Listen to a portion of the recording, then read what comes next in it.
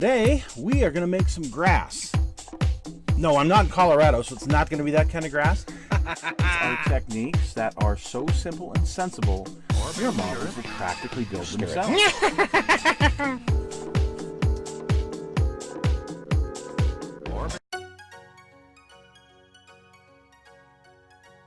Whether it's a train layout, a diorama, or a wargaming board, rocks and rock faces are a very important part of any miniature scenery piece.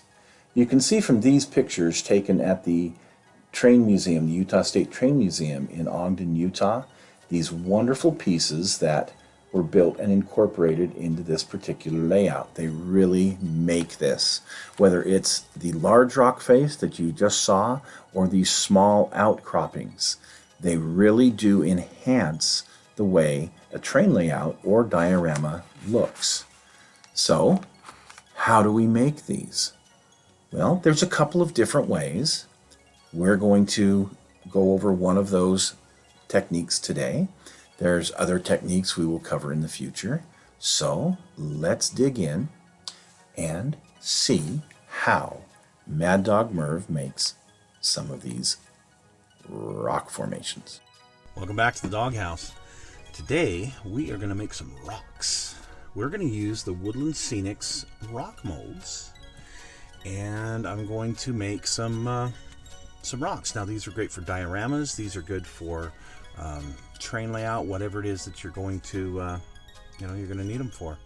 They turn out really cool, so stick with us. Let's see how we do this. The two molds that I have are random rock from Woodland Scenics and the outcroppings. Now you can use their hydrocal, which is fine. It's $12 a container.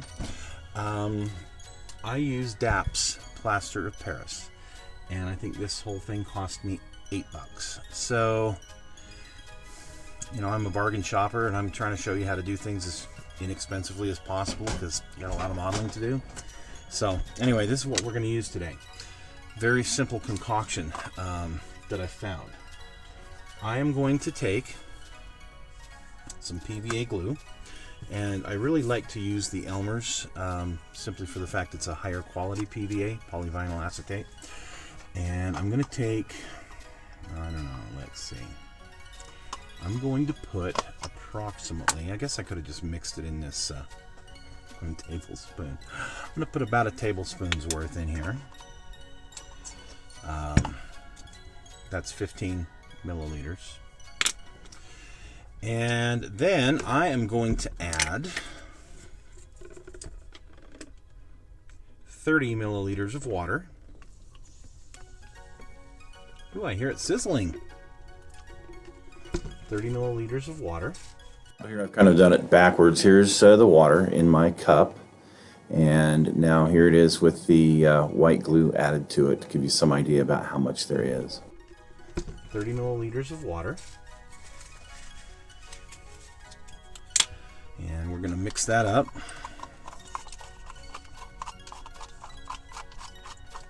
I know, it just takes a minute to do. It'd be nice if you had a graduated mixing cup, which I do. It's a taller one, and I don't necessarily like to use that for my rock molds. I kind of like this, and it's more decorative. Okay. Here we go. We are going to take, so it's recommended 2 to 1. Let's see, I wanted the consistency of yogurt. So now, by the way, I used ice water, really cold water, and you'll see why here in a minute. So I did 2 tablespoons, so I need to do 4. 1, 2,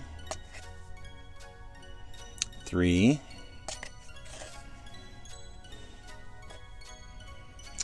4 of the casting plaster. There you go. And I'm going to mix that in. Really, really good. And I want this about the consistency of yogurt, so I may need to add a little bit more water. Yep, this one is a little bit thick. Don't know how I goofed that one up. It will work the way it is, but I want it a little bit thinner for what we're going to do today. So I'm going to add another tablespoon of water. So that's 3 tablespoons of water, 4 tablespoons of plaster. Oh, slopping the water out there. Wow. You can tell what kind of cook I am. Not a very good one, that's for sure. Mix it thoroughly. Take about a minute to 2 minutes and just mix this thoroughly. If you're using the hydrocal, it's going to tell you to let it sit for a minute when you pour it in, and then mix it for a minute to 2 minutes. You want to get it thoroughly. You want to scrape your edges. You want to scrape your bottom. And this is still just a little bit thick, but you see it's about the consistency of yogurt. One thing I found works really, really well is to take some either water with a little bit of dish detergent in it or some isopropyl alcohol. And I'm using 99%. Most people would use either the 70 or 90%, and that's perfectly fine. But you pre-treat your mold, your rock mold, and you don't need to saturate it. Just kind of give it a little, dabbing like that. And this is going to help you demold these rocks, particularly when you do things like the big long rock faces that you'll see that I have some that I'm going to be doing. But it makes it a whole lot easier to demold your rocks. Now, this stuff is going to set quickly. I'm going to go ahead and pour it in my mold.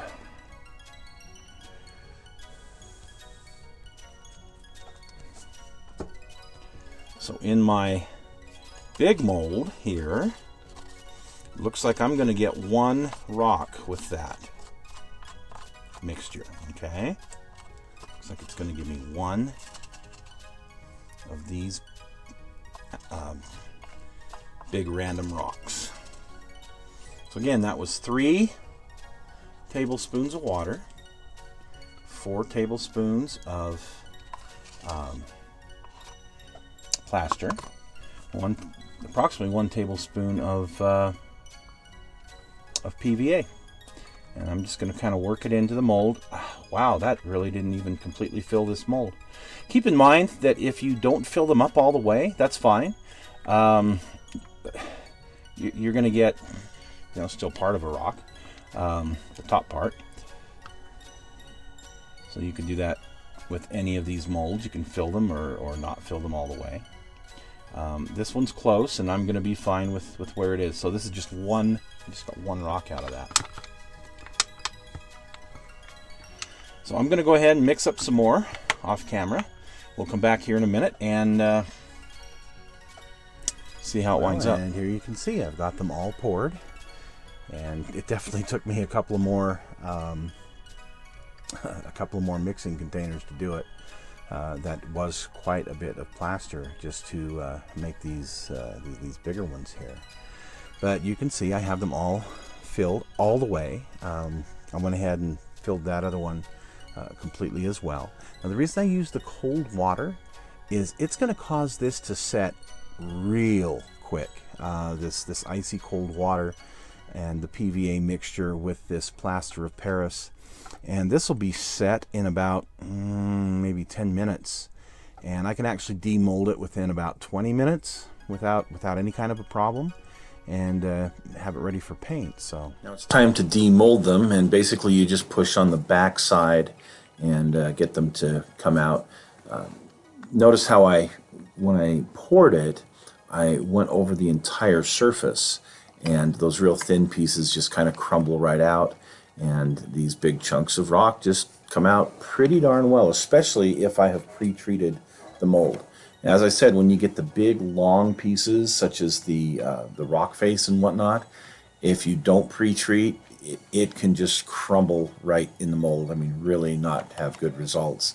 So anyway, here you go. We're getting these out, and we've got some rocks we're going to need to put some pigment on. Well, once they're out of the mold, they are now ready to be colored, and this is going to be done with pigments. And we're going to actually cover this in a whole nother video because it actually takes quite a while to do it and do it right. So I want to kind of go over my technique for getting the rocks colored. But you can see here they're just this white chunk of plaster. So stick with us for part 2 of this video, and you can see the results that I got. I haven't been doing this very long, folks, and it's a very simple technique. It is also very inexpensive. I'll show you the pigments, the products that I use, and I'll tell you about some of the other products that are out there that you can use to get them to look absolutely awesome. So stay with us for part 2 in coloring our rocks for our layout or diorama. Thanks for joining us today.